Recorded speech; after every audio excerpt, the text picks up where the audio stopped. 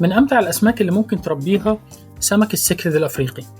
سمك السكرد الأفريقي نوع من الأسماك الشهيرة المعروفة بألوانها الزاهية وتنوعها الكبير.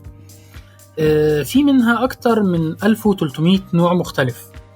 بتعيش الأنواع دي من الأسماك بشكل طبيعي في البحيرات العظمى شرق أفريقيا، زي بحيرات ملاوي وتنجانيكا وفيكتوريا. يعتبر سمك السكرد الأفريقي من الأسماك العدوانية إلى حد ما. طبعا ده يتطلب توفير بيئة مناسبة ليها في أحواض السمك المنزلية. انت عشان تربي سمك السكرد الأفريقي في البيت في المنزل لازم توفر حوض كبير يكفي حركتها النشطة، ولازم تخصص في الحوض ده أماكن للاختباء، لازم زي الصخور والكهوف الصناعية والصخور الطبيعية. ولازم تكون الأرضية بتاعت الحوض ده رمال أو حصى صغير، لأن الأسماك دي بتستمتع دايما بالاستكشاف والاختباء. طبعا لازم تحافظ على درجة حرارة المية من 24 ل 28 درجة مئوية، ولازم تكون نظافة المياه وجودة التهوية في المية جيدة. طبعا لازم انت تراعي ان انت ما تحطش مع السمك ده انواع ضعيفة او انواع صغيرة في الحجم، لان هيحصل تنافس وهيحصل يعني بين السمك مشاكسة وكده، فطبعا الاسماك الصغيرة هتتضرر لو اتحطت مع السمك ده. السمك ده التغذية بتاعته الافضل ان انت تقدم له حاجات متوازنة بين الأغذية الجافة وبين الأغذية الحية، زي الجمبري وزي الدود الحي وزي طبعا مش الأرتيميا بقى الصغيرة، الأرتيميا الصغيرة ده للصغار بتاعته. الكبير ده هتقدم له الجمبري الكبير، أو لو عندك أرتيميا أمهات يعني. طبعا أنت محتاج تراقب الأسماك جوه الحوض علشان تتأكد إن هي بتعيش في بيئة صحية وما يكونش فيها أي أمراض.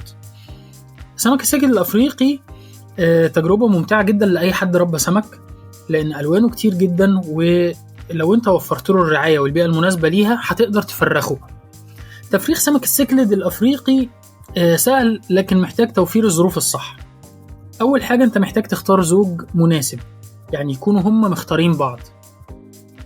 طبعا أنت قدامك حل من حلين عشان توصل للزوج المناسب.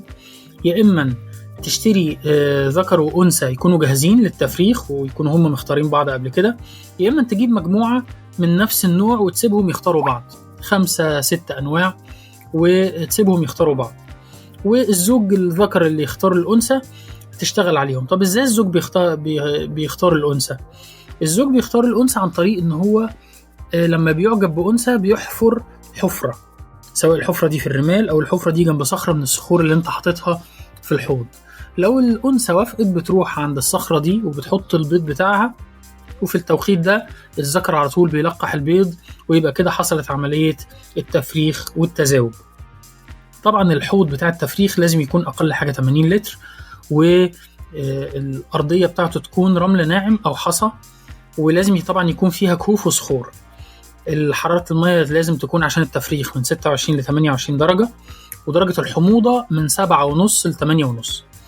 الحاجة التانية إن بعد ما الذكر بيخصب البيض، الأنثى بتاخد الصغار أو البيوض المخصبة دي داخل بقها في الفم بتاعها، وبتحتفظ بيه داخل بقها أو داخل الفم بتاعها لمدة 3 أسابيع، وده بنسميه الاحتضان الفموي، اللي هو بيحصل عملية التفريخ داخل فم الأنثى. طبعا الأنثى خلال 3 أسابيع كاملة ممكن تكون ضعيفة جدا في الأكل ويكاد يكون ما بتاكلش. طبعا في الحالة دي أول ما الأنثى تاخد البيض في الفم بتاعها، أنت بتفصل الأنثى دي وبتحطها في حوض صغير لوحدها 3 أسابيع دول علشان محدش يعتدي عليها. طبعا بعد ال3 أسابيع الأنثى بتطلع من بقها السمك مباشرة حي، بيعوم في المية خلاص. بعد ما البيض بيقفز والأنثى بتطلع الصغار من بقها، تقدر كده تاخد الأنثى وترجعها تاني للحوض الأساسي، وتتعامل بقى مع الصغار دول وتربيهم، إن أنت تأكلهم أرتيميا بقى الصغيرة، إن أنت تأكلهم الأكل البودر بتاع الزريعة، وهكذا. طبعا الزريعة محتاجين اهتمام كبير جدا بموضوع نظافة المية، وموضوع ان انت تتأكد ان المية مش ملوثة، عشان تقدر توصل لان هم يكبروا، وان جزء كبير جدا منهم يكبر ما تفقدهوش وطبعا انت محتاج بعد ما الصغار يكبروا اما تضمهم للحوض الكبير لو مساحته تسمح، او هتضطر طبعا تبيع جزء منهم او تهادي جزء منهم، لان الاعداد الكبيره في الاحواض هتعمل شكل من اشكال التنافس والعدوانيه بينهم وبين بعض لو مساحه الميه مش كافيه للسباحه بتاعتهم وللعيشه بشكل طبيعي. اتمنى تكون معلومات السكرت الافريقي عجبتكم، واشوفكم في فيديو اخر ان شاء الله، واراكم على خير، والسلام عليكم ورحمه الله وبركاته.